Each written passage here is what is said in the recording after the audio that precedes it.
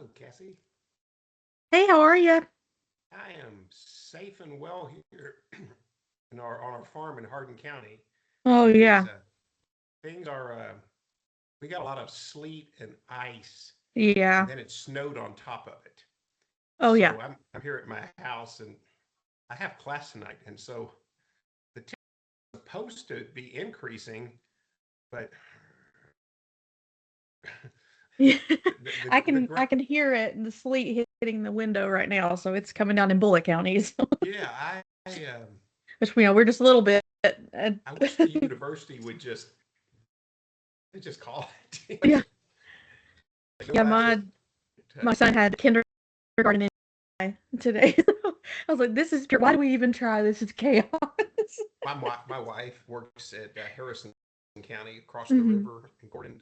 She's a special education director there, and Hmm. she's working from home today too. It's Yeah. just I can we're up on a hill and I'm just looking down the road here. It's white, Yeah. but before it's snowing and sleeting, and you can hear the thing. But the thing is that it started off as freezing rain, Right. Yeah. So and that's what's all underneath there. yeah, and it's I have a truck. I'll go slow, but if they Yeah. don't cancel classes this afternoon, I am bound to go up there. Yeah. But I better not for safety, or for that matter, for my students. So Yeah. we'll see. I might create a Microsoft Teams link Yeah. And let's do it and that way. let the The modern students. age. Yeah, well, it works too. And Yeah. I mean, the other thing too is, let's just say we make it to the classroom and we're all in there, and then we're thinking about the drive Right. home. Yep. Like Hmm. who's got their Cassie, I had class the night that UPS plane crashed. Oh, yeah. And what's funny is, I don't mean it's funny, that was Oh, horrible. yeah. Oh, yes. But Yeah. what's funny is that the university said shelter in place. No, they said cancel classes, shelter in place. And we're all like in the classroom, like, It's are like you we're kidding me? already here. Yeah.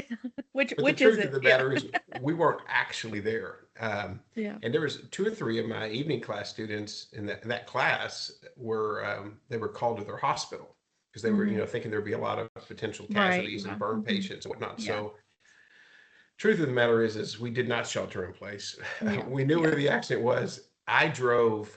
Normally I go home South 65 to Gene Hmm. Snyder and down, but that night I drove. Actually, I drove to Cord in Indiana, and Hmm. then came across the river in Brandenburg Yeah. to get to our farm. And it took a well, it was probably, I'm sure it was infinitely faster than if I would have tried to go South Yeah. 65. Absolutely. Yeah. My husband works at downtown in 400 West Market. Yep. And so he had to come, and we are in Mount Washington. So he had to come through there. And I was texting him, like, oh, you may want to come the other way around, which he ended up getting through right just before they blocked it off. So he Yeah. got around it, but just barely. Well, yeah, we'll see. I think if I understand all the guys, weather guys and gals correctly, just an appetizer of what we're going to get this Yeah. weekend. Yeah. And it might stay with this for several days because it's not going to get above freezing, Yeah. maybe for, several days or maybe a week afterwards. So we'll see. Yeah. I, Yeah. I do Probably see hang around. I do see there's a bunch of people that could attend Yeah, oh, yeah, this. it was a big list. Well, here's the thing. What I wonder, sometimes we'll get a big list and then we'll have like two or three people show up. Yeah. Does everybody that signed up for it, do they have the link? Can they go in and like watch the Yes. recorded session?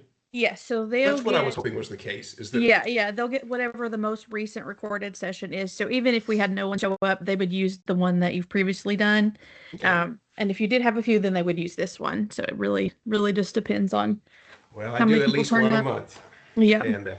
and I'm dedicated to. Our program is going exclusively online, Hmm. for the foreseeable future. We matriculated a residential class this in the fall, and so Yeah. they'll be here for 2 years. Hmm.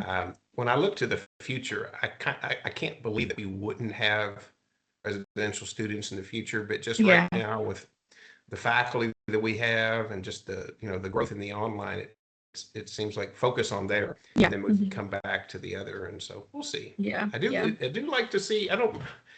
Last year we had a flurry of applications and admissions interviews back in June and July, and we had as many students. We had more students than we've ever had matriculate. So the growth continues, but Yeah. it would be nice to sort of like level it out, Yeah. Yeah. like get some in January and February and March. Yeah. But the nature of now that we only start the program once a year, which is also, I know other schools and universities, they have more than one start, but that's just, our school is, there's only so many support staff, and Right. it really strings them out. If they had to, if they were processing admissions, continuously. I do see business model wise that makes sense to do it, but I can also see that if you could have a Toyota Camry and you'd want to race in the Indianapolis 500, but Yeah. you might get on the track, but Yep. you might zoom. Oh yeah. So we'll see. Well, heck, yeah. So you get a chance to work from home today too, or you have a virtual? We're always from home unless we have a meeting on campus. So Yeah. Practically speaking, that's the way as a faculty member, it's been. Well, since I've been there, when I came to U of L, it was for an online program in College of Education. And I frequently had on-campus meetings, especially when we were starting that program. There's so much stuff, it was a competency-based education in new ways. And so I was almost always on campus, but the nature of how things are is that, I usually go to campus most of the days, but for several hours, and only for like in-person classes, or maybe have in-person meetings. But otherwise, I actually get more work done. It saves me an hour and a half on the road. Right. Yeah. To just to 45 minutes one way, 45 minutes the other, and that's time that I could use coordinating, working on classes, or answering emails and filling out reports. And that's how where my husband works downtown, and we are out in Mount Washington. He leaves so early, and then he tries to wait until all of the traffic is gone to come home. So I do the same thing, unless there's, I'll just say it plain, unless I have an 8 o'clock meeting or 8:30, like everybody, which is rare, really rare, then just wait till all the traffic is settled down. Yeah. Oh yeah. He's out of here at 5 a.m. every morning. Sounds like my brother. My brother is a captain in the St. Matthews Fire Department. Oh yeah. And so they, he never wants to be late. And so it's almost like the military. Like if you're on time, you're late. So he usually, I think I forgot. I think their shifts start at 7 maybe. Yeah. And so he'll leave at 5 here in Hardin County, and he'll usually get up there at 6. But there's some days when there's like a major accident or something, and you can't. You're just sitting there, and the clock is ticking. And especially if it's raining, people forget how to drive when it's raining. Or they don't have the right stuff. They've got tires which is what I sort of worry about with this out here today. Yeah. I mean, in a way, it'd be easier to drive if we had 3 or 4 inches just of regular snow. Yeah. But that's what my mother-in-law said this morning. She said, I don't think they were prepared for this little bout because the roads aren't treated very well just yet. Nope. We'll see. I do wish, my fingers are crossed, that during the time that we're here and having this information session, or the next, hour or two, that, in fact, I want to check. I have another meeting. All that I'm doing today up until 2 o'clock, I can do here from home. But I hope between now and then we get a university announcement that says this evening, that would be like hallelujah, and I'm ready. I'll have class. I could just do it virtually. Right. But if we don't, then we'll do that. Well, we're sitting here at 11:58. We'll see. So we'll see if there's some. We'll have. I think Joshua. Joshua's online. Just logged in. Welcome, Joshua. Yes, sir. Thank you. You're welcome. Hi. We're waiting for folks to log in, and then I'll start the information session. All right. A minute or two. Well, 1 more minute, according to the AT&T network.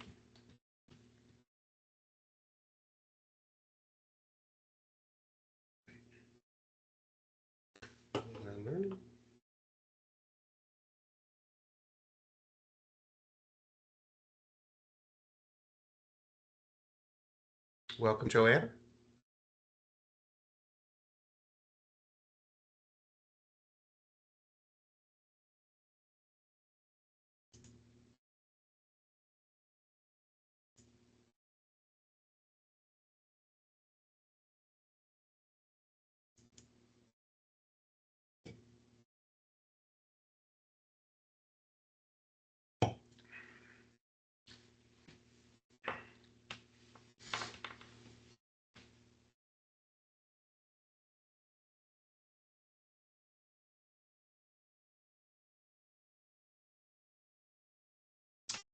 Hello, I'm Lee Bewley. I'm the program director of the Master of Science in Health Administration program here at the University of Louisville. Welcome on this slick, snowy, icy, trying to figure out what's going on in the atmosphere day here in the Commonwealth of Kentucky.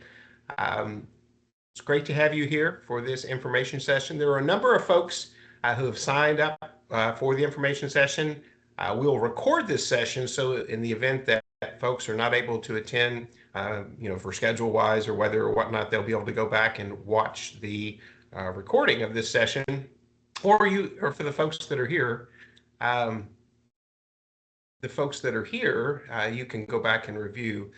I have a note that there may be an issue with the speaker or microphone. It can, Cassie, just a few minutes ago, we were talking. Do you have a good transmission of audio visual?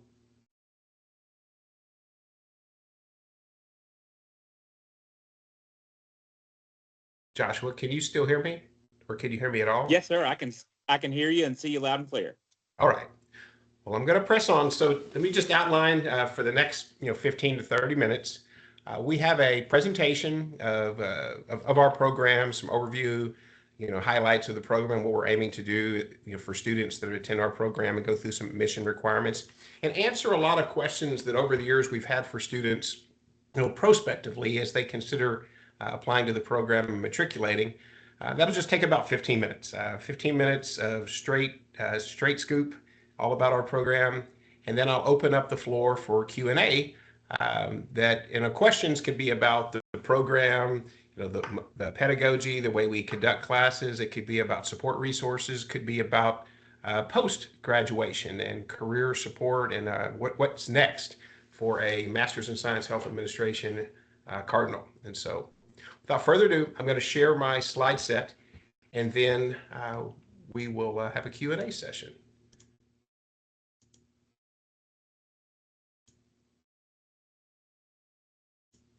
All right, I think I have the slide set up and ready. So again, Lee Bewley. I'm a native Kentuckian. I grew up on a family farm in Hardin County, Kentucky, and in classic 20th century young farmers or farm boys, I ran as far away from that farm as I could, straight to the United States Army. A little bit of tongue in cheek. I love this farm.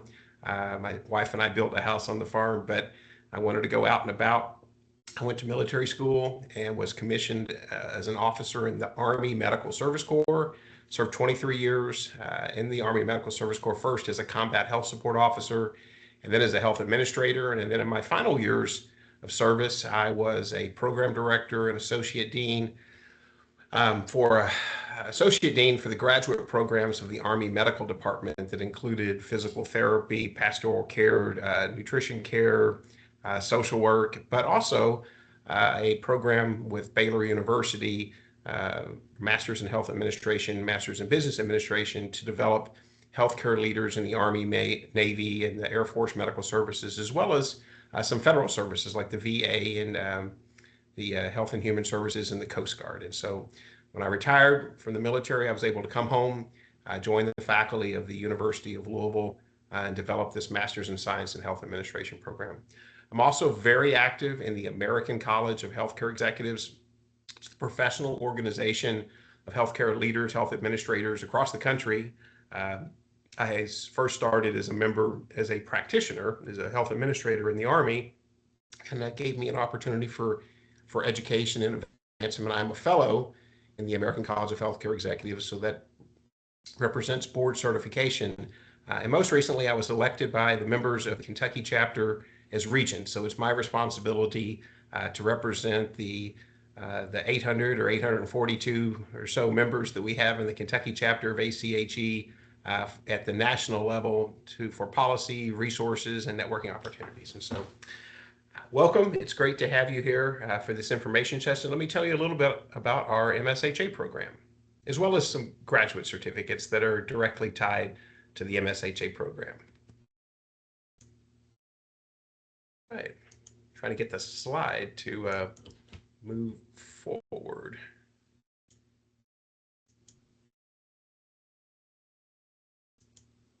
There we go. All right, so why health administration? We're healthcare management. Quite frankly, there is a substantial need in our country, in our society, in our economy. Nearly 1/5 of the United States healthcare or economy is dedicated to healthcare. And quite frankly, the rest of it is somewhat dependent upon the health and well-being of citizens to be able to thrive for commerce and to produce. But here's the thing. We spend nearly 1/5 of our economy to healthcare, but our outcomes are materially different and in many cases not as good as other developed countries. And so our bang for the buck, quite frankly, could be better. That opportunity, the ability to take the resources that we have, even beyond an efficiency perspective, is there a way that we can take the resources and have greater effectiveness, to reach more people, to be able to enhance the levels of health and to use the resources we have with greater effect? That's the work of a healthcare leader and healthcare manager, is to more effectively and efficiently utilize our resources. But on a pragmatic level, you might say, what are the earnings? What can we expect if we pursue a career in health administration? The median income of a healthcare manager in America is $118,000. That is to say, right in the middle. And of course, there are folks that make perhaps hundreds of thousands of dollars or nearly $1 million. With higher levels of responsibility and authority, usually very large medical center or health systems. But practically speaking, even at the early stages, that you would expect that early careers with just a bit of experience would earn in the neighborhood of $65,000 to $100,000. Some of our administrative fellows that are placed immediately after the program, that's their starting salaries in the $75,000 to $90,000 range. And so consequently, that median income of $118,000, you can provide for yourself and your family, and that median income is substantially higher than other disciplines. Looking forward into the future, which goes back to this point of as a society and as a country, we can use our resources more effectively and efficiently. The growth rate of healthcare management positions is growing at a rate of 29%, on annual basis. So the continued growth of these roles to be able to add value and to be able to be a leader in health organizations is growing and is continuing to be important to our society. And what are the things that we consider when we develop healthcare leaders and managers for the future? One is that our society needs to more effectively and efficiently utilize resources, and somewhat coming out of the pandemic, to take a population health management perspective, is that when we look from an old lens, we cure people, we heal them. They're injured, they have some type of malady, they have some kind of medical condition at this moment. Let's address it, let's fix that, let's provide that service, and let's do it very well, which is great. But when we look more deeply at how we use our resources and to be able to provide and sustain a level of health and enhance levels of health, we have to look at the interactive effect of individuals and patients, beneficiaries, citizens, and families, and we take a population health perspective. And what do we do this? We have to think of new financial models. The old days of fee-for-service, where a patient encounter, a clinic visit, a surgical procedure, some type of diagnostic is matched with a reimbursement. More we're seeing things that there are capitation or financial models that reward not on the procedure or the event itself, but on the total value or the quality of that care. And so taking a whole community or whole population perspective, considering new financial models, leveraging information systems. There's so much data and information that's generated across our systems and electronic medical records. Incorporating artificial intelligence as well for decision making. But the bottom line is that we work with and support of people. And so that leadership perspective is essential. Look, there's 3 choices that people can have in responsive leadership. They can either be compliant, they can be resistant, or they can be committed. And those leaders that are most effective and can apply competencies of health management to a problem or to opportunities are more likely to achieve at minimum compliance, but strive to be able to earn the commitment of their team in order to pursue organizational goals and to serve patients and beneficiaries. A whole array, the field of management is about planning, organizing, leading, controlling with an organizational perspective. And so across healthcare management opportunities, hospitals, health systems, medical logistics, health insurance, long-term care, nursing home, wherever you see care, healthcare, and there are people served, people providing care, a budget, finance, and issues with accreditation and certification. That is the work of health leaders, health managers, health administrators, is to be able to provide that management function within organizations. Look, there's different roles. It can be at the operational level as a manager, coordinator, analyst, or specialist. As you move up with additional levels of authority and responsibility, vice president, directors, and then at the most senior levels, CEOs, presidents, COOs, from a military perspective, it would be commanders and deputy commanders.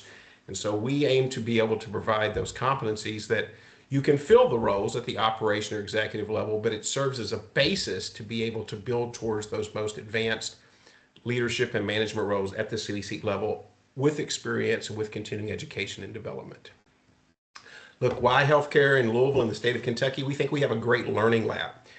Louisville is a medical hub and center within our region, but within just 10 or 15-minute drive, you can have suburban and rural areas in which we have an opportunity to practice healthcare and population health management from our perspectives of having our faculty that are drawn from this area.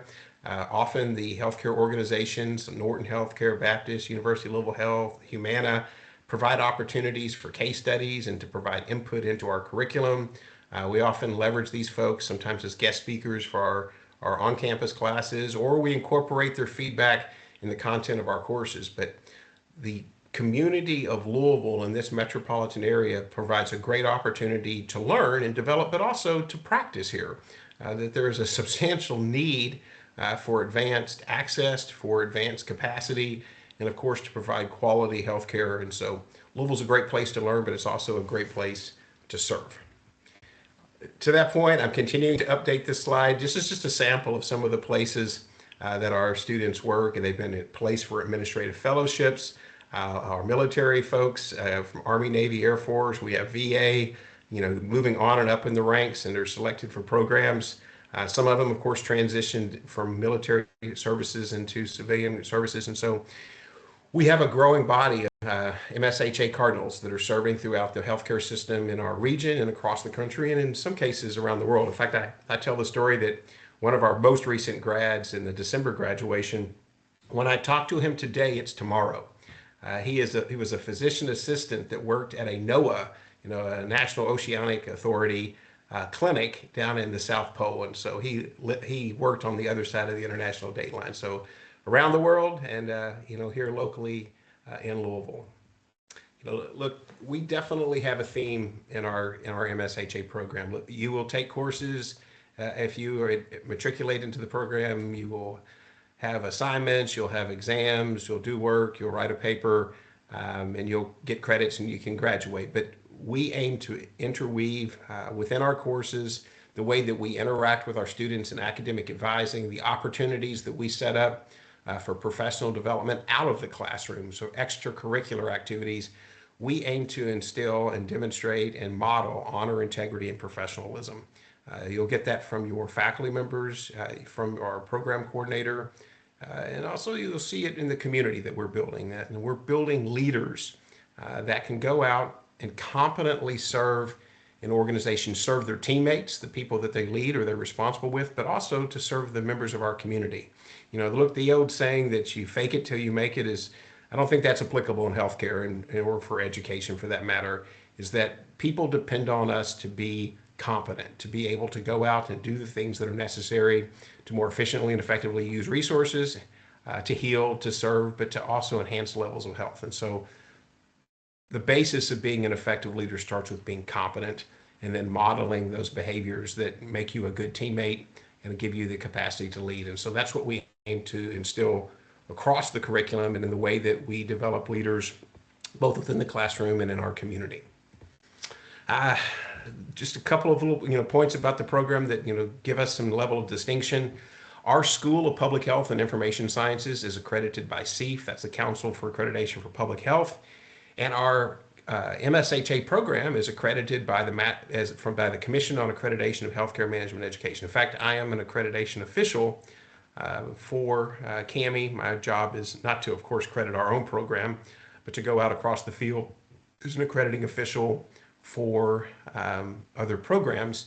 And so we have that good housekeeping seal of approval, both from a School of Public Health perspective, but in healthcare management, there are a few programs across the country that are both CEF accredited and CAHME accredited. We happen to be one of those.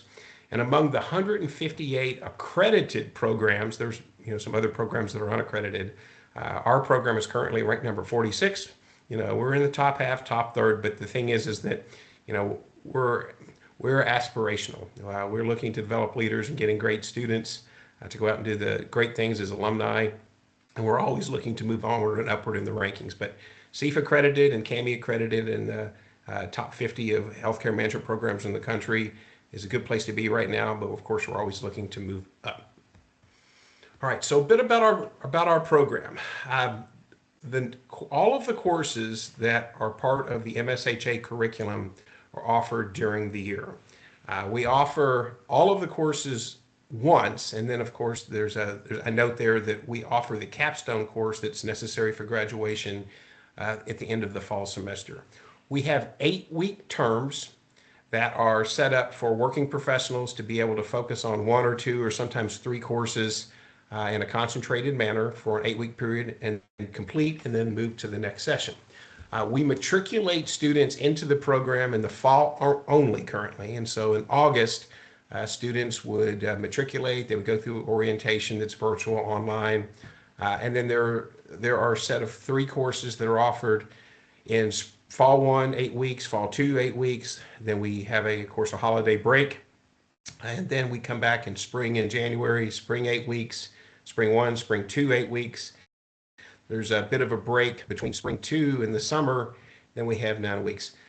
A typical student will graduate in our program in 2 years. And so what that would mean is that as they started the program in fall 1, they would take perhaps 1 or 2 classes in the fall 1 bucket this year, and then they would take the remaining course or courses next year, and then graduate in the summer. For those students that may take courses on a more accelerated basis, there is a pathway that a combination of taking 2 or 3 classes in an 8-week period, a student could graduate in the fall of a second year.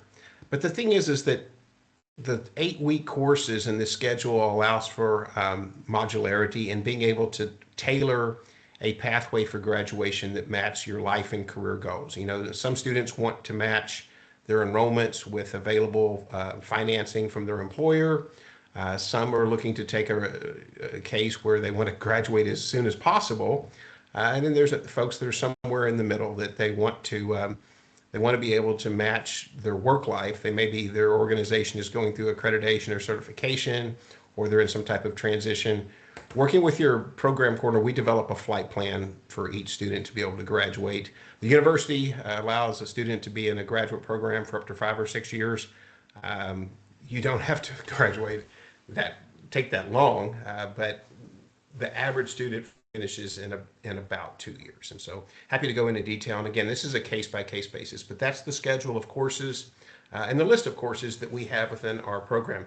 And of note, I made a couple of major points about competencies. The accreditation standards for health administration require that we establish a competency model. These are the competencies that a student must demonstrate before they graduate. And so that competency model is tied to the National Center for Healthcare Leadership.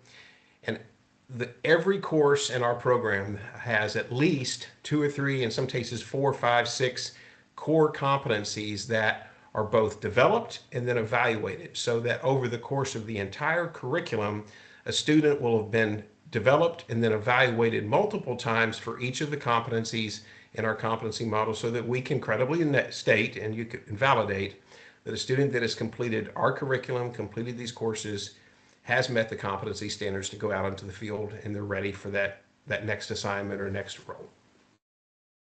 All right.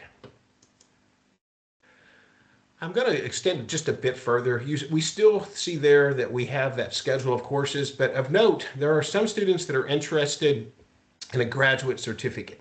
And so all of our graduate certificates, we have a healthcare management certificate, a healthcare financial management certificate, and a healthcare quality and project management certificate. All of those courses are components of the MSHA curriculum program. And so if a student wanted to pursue a certificate first, and there's a couple of reasons why that student might participate in a certificate first. One, it could be that they recently assumed a role that focuses on financial management or quality and project management, and they want some just-in-time educational development and an associated credential, a graduate certificate in that specific area. It could be that a student is, already has a master's degree in another field, and they want to pick up a certificate that builds upon another master's degree to focus specifically on healthcare management. That would look like a lot like the healthcare management certificate. But here's the thing. If a student pursues and completes a graduate certificate, healthcare management, healthcare financial management, or quality and project management, for a right now or for the foreseeable future need or development, the credits earned, and if a student earns a grade of A or B, it can be applied to the MSHA. And so it could be that a student completes a certificate, they're like, look, I want to go ahead and finish the full degree. In that case, all grades of A or B within that 5-year period that the university allows for graduate education can be transferred directly to the MSHA. Let me extend a bit further and say, if you want to pursue the MSHA directly, that's great. There's no need to complete any certificates. Graduating from a CAHME accredited MSHA program, having that degree and credential is sufficient on the job hunt. There's no need to add certificates. And so we provide these opportunities, the full degree or one of the 3 certificates to match students where they are and what they need, for their career development. But we also provide that transfer capability that credits can transfer because the course content is aligned and that the students will be taking classes together along the way. All right, I'm going to wrap this up. Couple of highlights. We were very active with the American College of Healthcare Executives at the national and at the state level. Why do we do this? Primarily, there's a few reasons. One is that we want to make sure that our curriculum is aligned for the problems and challenges and opportunities that healthcare leaders see now and for the foreseeable future. So we want to ensure that our curriculum remains relevant and apply to the needs of the healthcare market. The other part is it provides a great deal of resources, opportunities for scholarships, for networking. Every year there's an American College of Healthcare Executives annual Congress. It's like a big Congress conference, 6,000, 7,000 healthcare executives from across the country meet. And so ACHE National provides opportunities for students to attend that conference by serving as volunteers and having their registration fees covered. The Kentucky chapter of ACHE provides supplemental stipends to help defray some of the travel expenses, and the program similarly will provide some stipends as well. It might not cover the full bill, but it pays a great deal and gives an opportunity for networking for students. Of course, there's essay or journal articles that students, the journals that our students have access to. We have guest speakers from ACHE, and there's a number of scholarship opportunities that ACHE provides for graduate students that are members of higher education networks, in which we are. Again, I'm the regent for the state of Kentucky for ACHE, and one of our faculty members, Dr. Andrew McCart, is currently the chapter president of ACHE. Let me extend a little bit further too. For those students that are not in the Kentucky, Indiana, Ohio, Tennessee area, and you might be coming from another state, ACHE is all across the country. And so you could be a U of L MSHA student, but participate in the ACHE local chapter events in Oklahoma or Texas or Florida or Oregon. And of course, ACHE Congress is for the whole country there. We participate in extramural activities, case study, and graduate essay competitions. We encourage that because we want students to have a chance to go out and to test, their level of knowledge. And if you win, show or place, horse racing terms, come in first, second, third, in some cases fourth or fifth, and some of the larger case study competitions, you get that scholarship money and you get to keep it. And of course, there's some hardware that's involved. Another thing for case study and graduate essay competitions If there's any travel involved where you represent the program will cover those expenses for you to be able to go and to compete with a team.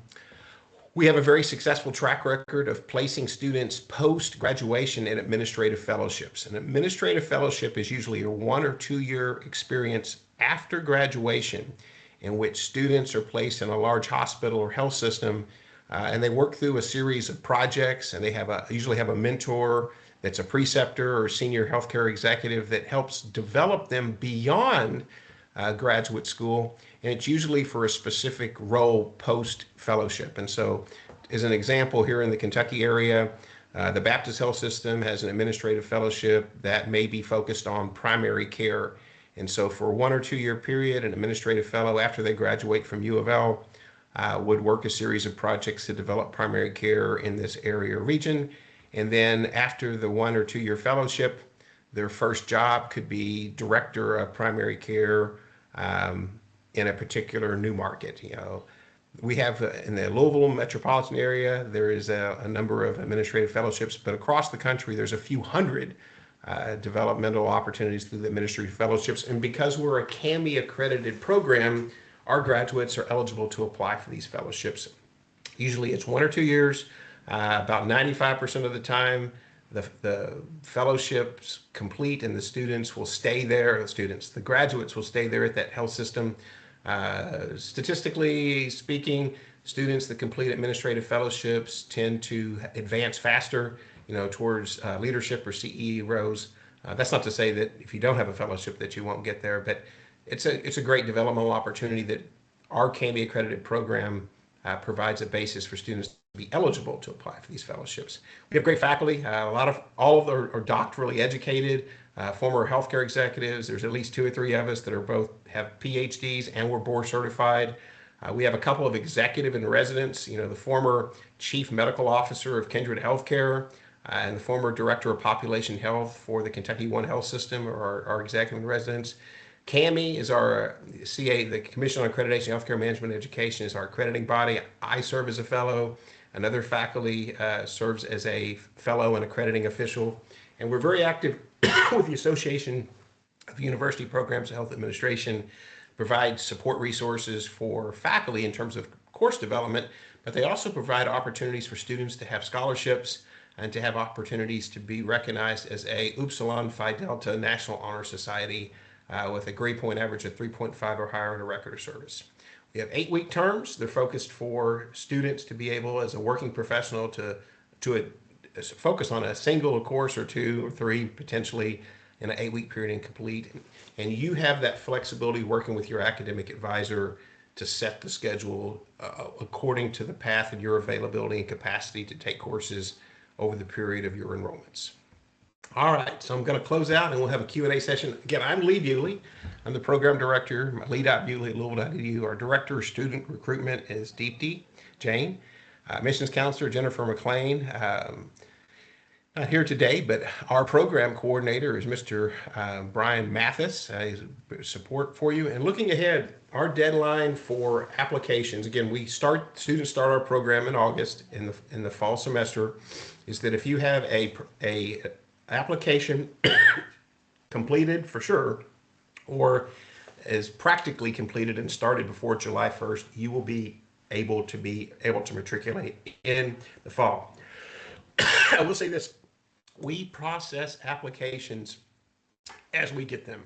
We don't gather and sit on 5 or 10 applications and then at the end of the month have an admissions meeting. As we receive applications, which include the application, a statement of purpose, why are you pursuing the Master's in Science Health Administration? How does it fit in your life career goals? A resume or CV, 3 letters of recommendation, no GRE or GMAT is required. And then we have an admissions interview. The admissions interview is on Microsoft Teams. It's usually 15 to 30 minutes. And the key question about this admissions interview is the program as we are providing it fit for your life and career, and do you fit within that curriculum? The worst thing that we could do is have student start a graduate program and then they discover this health administration, I thought it was something else. I thought it was health policy, or I thought it was going to be some other element. We want to make sure, and that interview is all about fit, to make sure that what we're offering and what you're seeking match. If you have a 3.0 or higher GPA, you have work experience, you are eligible, and we have capacity to be able to place students. If you have a GPA between 2.5 and 2.99, you are also eligible to apply, and if you are accepted for admission, you would be accepted on a conditional basis. And the condition is this, that within the first 9 hours of enrollments, that you will earn a 3.0 or higher. 3.0 is the standard to be able to graduate from a program as a grade of A or B. If you have a GPA less than 2.5, you can apply in extraordinary circumstances with demonstrated cause or reason, or perhaps if you have a record of some graduate education that you've already completed that has a GPA of greater than 3, you can take that in consideration. So if you have any questions, call us or contact us. And that one point on the work experience, the standing admissions requirements is the online is for 5 years or more of organizational experience. It could be medical, or it could be manufacturing, military service. All students are eligible to apply for our program. If a student does not have any working experience or less than a year, can still be admitted to the program, but we would have a required practicum to provide an opportunity for you to demonstrate your competencies in applied setting. And for most students, that would be at the place that they work, or to have some type of practicum or internship experience that we would help coordinate with you. If a student comes to our program with healthcare and working experience, there's no practicum required, and we have a spot for you. Okay, that closes out all the things that I wanted to cover. I am going to open up the session to any questions that you have. You can type your questions into the chat box, or raise your hand, or just open up the mic and ask me. I'm happy to answer any questions you have.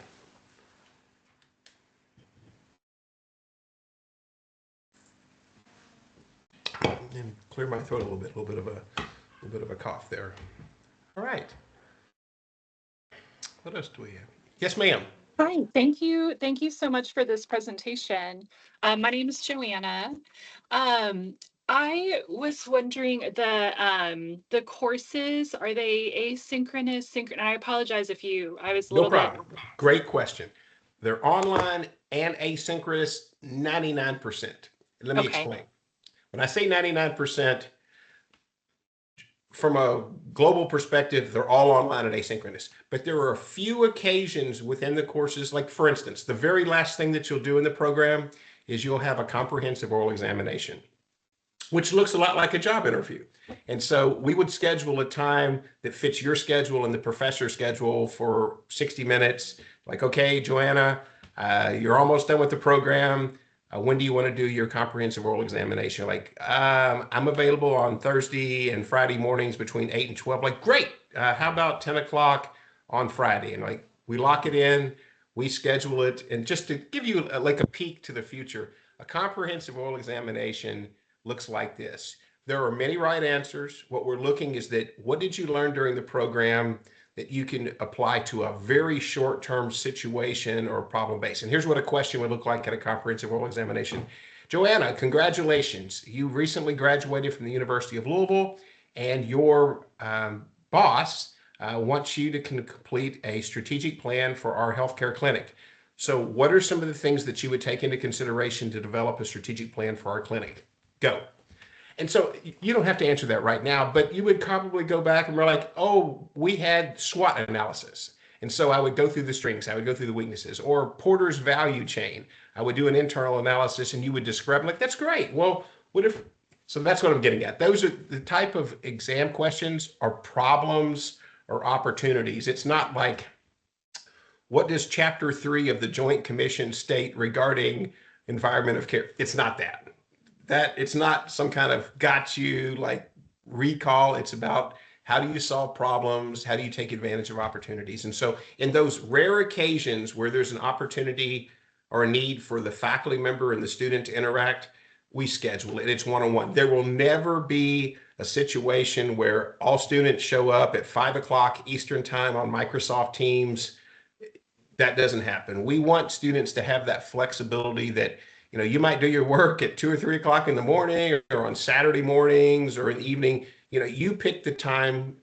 We are on a Monday through Sunday week. So our semesters always start on a Monday, and we set up those 8-week weekly modules so that on Mondays are day 1 and Sundays are our day 7, and then we rotate. And I will say this, that all of our faculty, particularly for working professionals, if you have something that comes up during that 8 weeks, like you have an accreditation visit, you have the flu, you're in a car accident, if something happens within the period of the semester, just, again, professionalism, let us know when you can turn the work in. And so we have some flexibility within that period of time. The hard stop is that at the end of the 8 weeks, we have to report grades.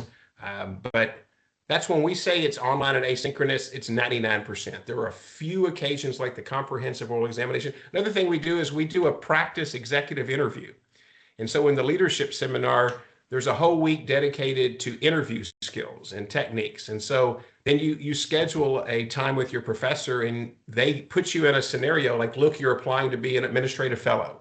And then we put you through questions and answers. We record the session. And really, you go through a practice interview at a date and time that you schedule with your professor.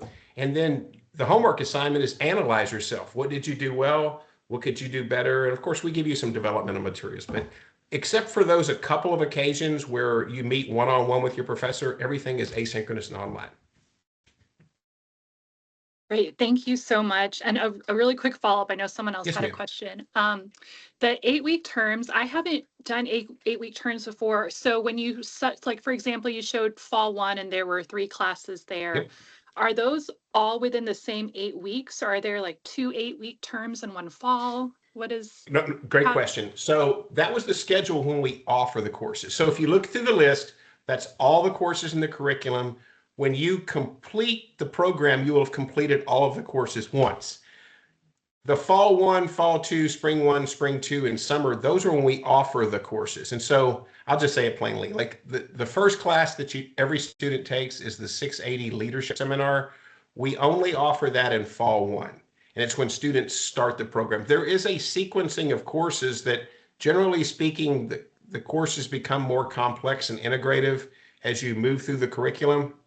But in a classic 2-year model, if whatever courses you didn't take in fall 1 this year, you'll take in fall of that group, you'll take next year. Okay, got but it. you could be on a 3 or 4 year period. You could do one class. It's like each 8 week you have a menu of 3 classes. And if you don't, so it's in like a merry-go-round, if you don't take it this fall 1, you'll take it the next fall 1. The only difference in our whole curriculum is the capstone course, which is the final course in the whole curriculum. There's a pathway that if a student wanted to graduate in the fall as opposed to the summer, they would have taken all the other courses, and they could take the capstone course at the end of the fall to graduate. Okay, thank you. So in each semester, there's just one 8-week where you decide how, like, however many courses. So I'll sort of like take you back to like a scenario. So for all students, before you enroll in the fall, before you enroll in the spring, and before you meet in the summer, you meet with your academic advisor. And it'd probably be me.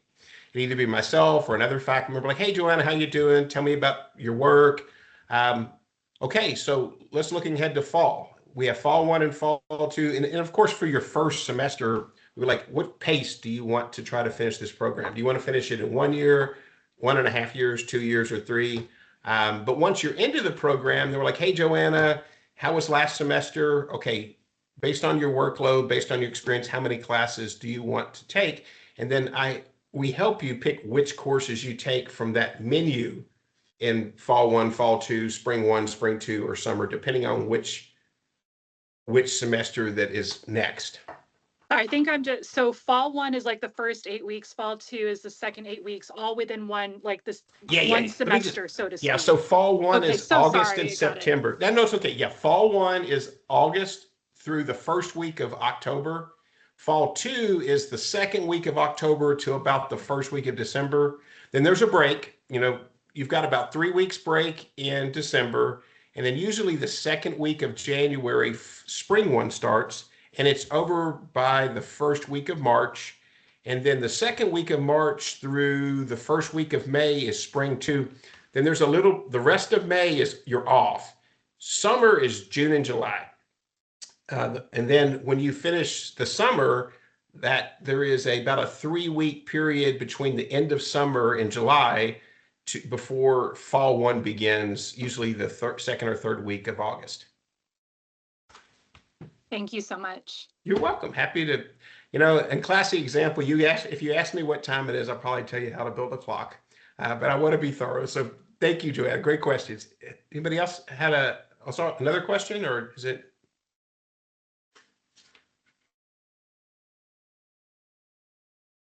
Okay.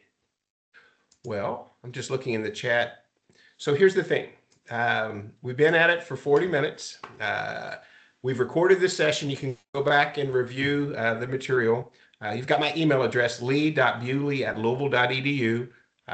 Admissions for the fall, you can apply anytime between now and July 1st. As we have a completed admissions packet, we will schedule an interview. If you have any questions between now and then, don't hesitate to contact me or any of my colleagues. So did you have a follow-up, Joanna? It is kind of maybe unrelated to the program, but on one of your slides, I saw the Association of Professional Chaplains logo. I'm board certified by them. I was curious the connection. No, so what we have here is like one of our alums is a healthcare executive in pastoral care. So in the Army, we have all of our medical centers and most all of our medical units, we have chaplains are providing pastoral care. And so one of our alums, is in that pastoral care line. Great. Thank you so much. That's great. Thank you for asking. That's cool. No, I love it. All right, folks. Well, wherever you are, I hope you're safe and warm, and I hope you avoid the bugs that are out there with the flu and COVID or whatever's out in our environment. I'm always happy to help. If there's anything I can do in helping you, with the decision to apply or some materials, or if you have questions about the curriculum or life after graduation as a health administrator or healthcare executive, please let me know. But in the meantime, I'm going to sign off. Be safe out there. Yes, anybody else? Going once, twice? All right. You all take care. Go Cards. Have a great day. Stay warm. Be safe.